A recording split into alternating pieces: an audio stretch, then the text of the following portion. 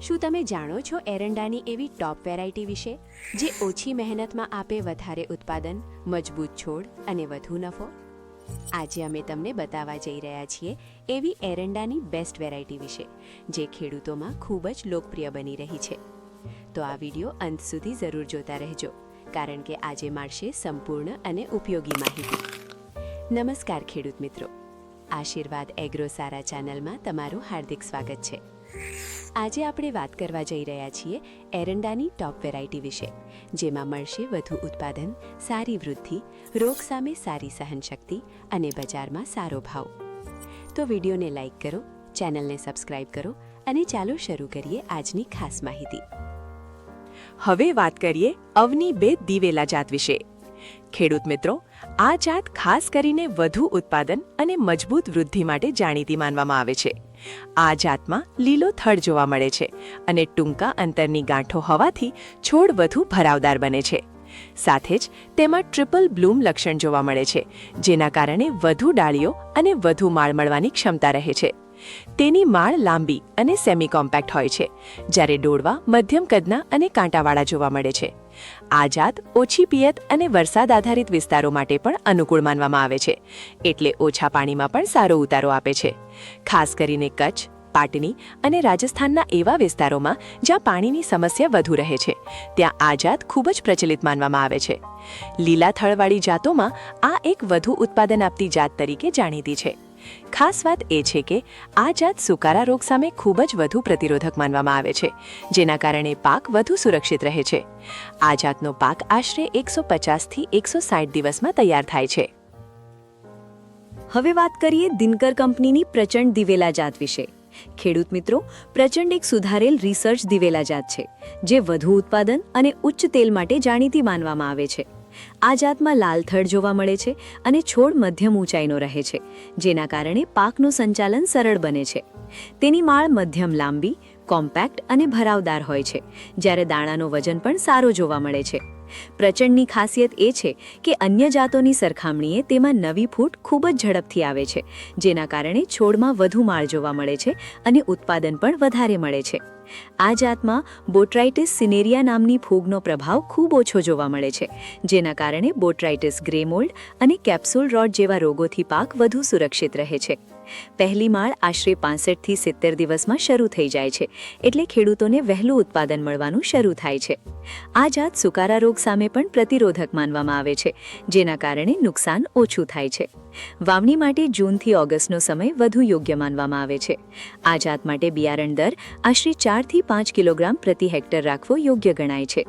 યોગ્ય સંભાળ અને અનુકૂળ પરિસ્થિતિમાં આશરે 40 થી 50 ક્વિન્ટલ પ્રતિ હેક્ટર સુધી ઉત્પાદન મળવાની ક્ષમતા રહે છે.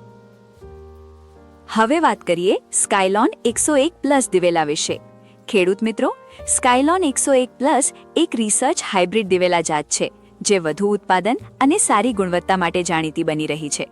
આ જાત ખરીફ તેમજ ઉનાળુ સિઝન બંને માટે યોગ્ય માનવામાં આવે છે. તેનો છોડ મધ્યમ ઊંચાઈનો રહે છે અને પહેલી માળ આશરે 80 થી 90 દિવસમાં તૈયાર થઈ જાય છે. આ જાતમાં વધુ ફૂટ અને વધુ ડાળીઓ જોવા મળે છે, જેના કારણે છોડમાં વધુ માળ આવવાની ક્ષમતા રહે છે. તેની માળ લાંબી, કોમ્પેક્ટ અને ભરાવદાર હોય છે, જેના કારણે દાણાનો સારો ભરાવો મળે છે અને ઉત્પાદન વધારે મળે છે.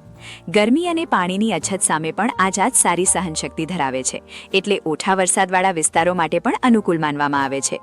આ જાતમાં સ્ટે ગ્રીન લક્ષણ જોવા મળે છે, જેના કારણે છોડ લાંબા સમય સુધી લીલો રહે છે અને વૃદ્ધિ સારી રીતે ચાલુ રહે છે.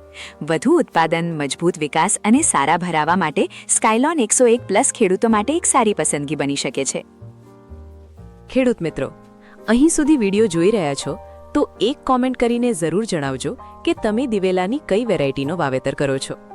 સાથે જ વિડીયો ઉપયોગી લાગી હોય તો એક લાઇક જરૂર કરજો, તમારા ખેડૂત મિત્રોને શેર કરજો અને આશીર્વાદ એગ્રો સરા ચેનલને સબસ્ક્રાઇબ કરવાનું ભૂલતા નહીં. ચાલો હવે આગળ વધીએ બીજી જબરદસ્ત વેરાયટી તરફ. હવે વાત કરીએ GCH 4 દિવેલા વિશે. ખેડૂત મિત્રો, GCH 4 ગુજરાત અને રાજસ્થાનમાં ખૂબ જ લોકપ્રિય અને વિશ્વસનીય રિસર્ચ જાત માનવામાં આવે છે. આ જાત ખાસ કરીને વધુ તેલ ઉત્પાદન માટે જાણીતી છે અને એરી રેશમ ઉછેર માટે પણ શ્રેષ્ઠ પસંદગી માનવામાં આવે છે. રેશમના કીડા માટે તેના પાન ઉત્તમ ગુણવત્તાવાળા માનવામાં આવે છે, જેના કારણે રેશમ ઉદ્યોગમાં આ જાતની માંગ વધુ રહે છે.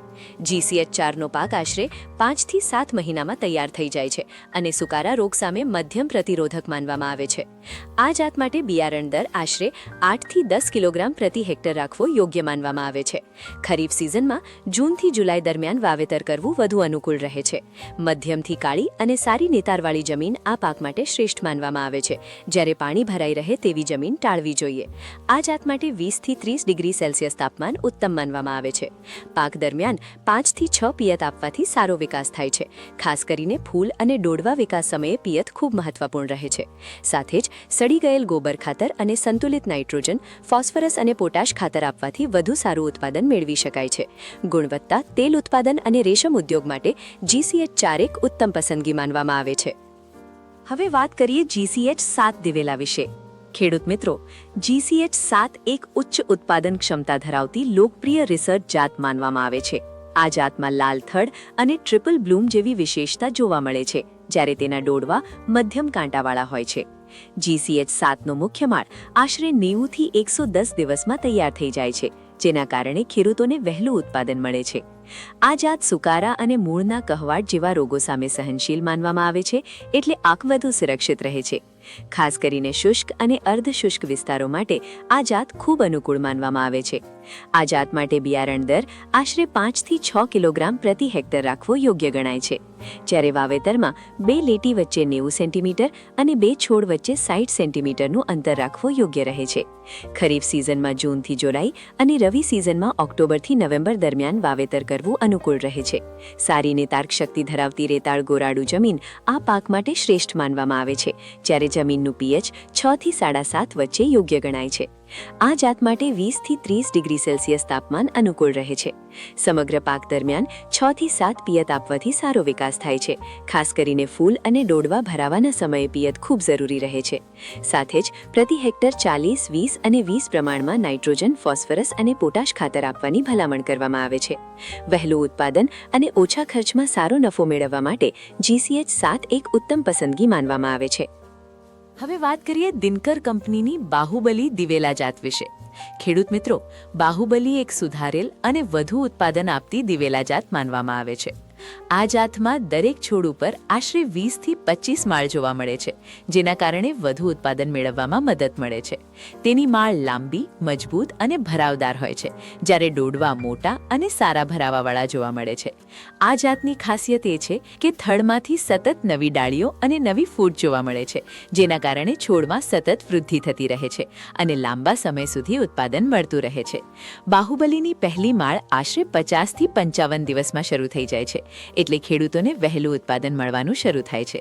આ જાતમાં લીલો થડ જોવા મળે છે અને છોડમાં મજબૂત વૃદ્ધિ થતી હોવાથી પાક વધુ ટકાઉ બને છે.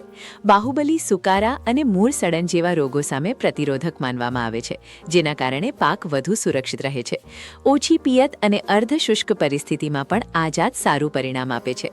વરસાદ આધારિત વાવેતર માટે જૂનથી જુલાઈનો સમય યોગ્ય રહે છે, જ્યારે પિયત વિસ્તારમાં ઓગસ્ટથી સપ્ટેમ્બર દરમિયાન વાવેતર કરી શકાય છે. આ જાત માટે બિયારણ દર આશરે 4 થી 5 કિલોગ્રામ પ્રતિ હેક્ટર રાખવો યોગ્ય માનવામાં આવે છે. પિયત વિસ્તારમાં ઉત્પાદન આશરે 38 થી 42 ક્વિન્ટલ પ્રતિ હેક્ટર સુધી મળી શકે છે, જ્યારે બિનપિયત વિસ્તારમાં 15 થી 20 ક્વિન્ટલ સુધી ઉત્પાદન મળવાની ક્ષમતા રહે છે. હવે વાત કરીએ અવની 11+ દિવેલા વિશે. ખેડૂત મિત્રો, અવની 11+ હાલમાં ખેડૂતોમાં ખૂબ જ લોકપ્રિય બની રહેલી જાત છે. આ જાત સુકારા રોગ સામે વધુ પ્રતિરોધક માનવામાં આવે છે, જેના કારણે પાક વધુ સુરક્ષિત રહે છે અને દવાનો ખર્ચ પણ ઓછો થાય છે. અવની 11+ની સૌથી મોટી ખાસિયત એ છે કે એક છોડ પર આશરે 20 થી 25 માળ આવવાની ક્ષમતા હોય છે. દરેક માળ દાણાથી ભરપૂર હોવાથી ખેડૂતોને વધુ અને ગુણવત્તાયુક્ત ઉત્પાદન મળે છે. આ જાતમાં સતત ફૂલ આવવાની વિશેષતા જોવા મળે છે, એટલે લણણી પછી નવી ફૂટ સતત આવતી રહે છે અને લાંબા સમય સુધી ઉત્પાદન મળતું રહે છે. તેની ડાળીઓ મજબૂત મજબૂત અને લાંબી હોવાથી ભારે પવનમાં પણ છોડ સારી રીતે ટકી રહે છે અને માળ તૂટવાની શક્યતા ખૂબ ઓછી રહે છે. વાવણી માટે જુલાઈથી ઓગસ્ટનો સમય સૌથી યોગ્ય માનવામાં આવે છે, જ્યારે વાવેતરમાં 2 લીટી વચ્ચે આશરે 120 સેન્ટીમીટર અને 2 છોડ વચ્ચે 60 સેન્ટીમીટરનું અંતર રાખવાથી છોડનો વિકાસ વધુ સારો થાય છે. ખાસ વાત એ છે કે ઓછી બાળીની પરિસ્થિતિમાં પણ આ જાત સારું પરિણામ આપે છે, એટલે ઓછા વરસાદવાળા વિસ્તારો માટે પણ આ જાત ખૂબ અનુકૂળ માનવામાં આવે છે. હવે વાત કરીએ સાઈ 33 દિવેલા વિશે. ખેડૂત મિત્રો, વધુ ઉત્પાદન અને લાંબા સમય સુધી સતત માળ માટે સાઈ 33 એક શાનદાર પસંદગી માનવામાં આવે છે. આ જાત સુકારા રોગ સામે સારી પ્રતિરોધક શક્તિ ધરાવે છે, જેના કારણે પાક વધુ સુરક્ષિત રહે છે અને દવાનો ખર્ચ પણ ઓછો થાય છે. સાઈ 33માં લાંબી અને ભરાવદાર માળ જોવા મળે છે, જેના કારણે દાણા વધુ મળે છે અને ઉત્પાદન પણ વધારે મળે છે. આ જાતની ખાસિયત એ છે કે થડમાંથી જ નવી ડાળીઓ ફૂટતી રહે છે, જેના કારણે છોડમાં સતત વૃદ્ધિ જોવા મળે છે. સાથે જ પહેલી માળ આશરે 100 દિવસની આસપાસ તૈયાર થઈ જાય છે, એટલે ખેડૂતોને વહેલું ઉત્પાદન મળવાનું શરૂ થાય છે. આ જાત સતત માળ આપતી હોવાથી લાંબા સમય સુધી લણણીનો લાભ મળે છે અને ખેડૂતોને વધુ આવક મેળવી શકાય છે. ફળદ્રુપ જમીનમાં 6 ફૂટ બાય 4 ફૂટનું અંતર રાખવું યોગ્ય રહે છે, જ્યારે ઓછી ફળદ્રુપ જમીનમાં 5 ફૂટ બાય 3 ફૂટનું અંતર રાખવાથી સારો વિકાસ થાય છે. ખાસ વાત એ છે કે ઓછી પાણીની પરિસ્થિતિમાં પણ આ જાત સારું પરિણામ આપે છે, એટલે ઓછા વરસાદવાળા વિસ્તારો માટે પણ આ જાત ખૂબ અનુકૂળ માનવામાં આવે છે. ખેડૂત મિત્રો, આશા રાખું છું કે દિવેલાની આ ટોપ વેરાયટીઓ વિશેની માહિતી તમને ઉપયોગી લાગી હશે. હવે તમે કઈ વેરાયટીની વાવણી કરવાના છો એ કોમેન્ટ કરીને જરૂર જણાવજો. આવી જ ખેતી સંબંધિત ઉપયોગી માહિતી માટે આશીર્વાદ એગ્રોસરા ચેનલને લાઇક, શેર અને સબસ્ક્રાઇબ જરૂર કરજો. મળીએ ફરી એક નવી અને કામની માહિતી સાથે. જય જવાન, જય કિસાન.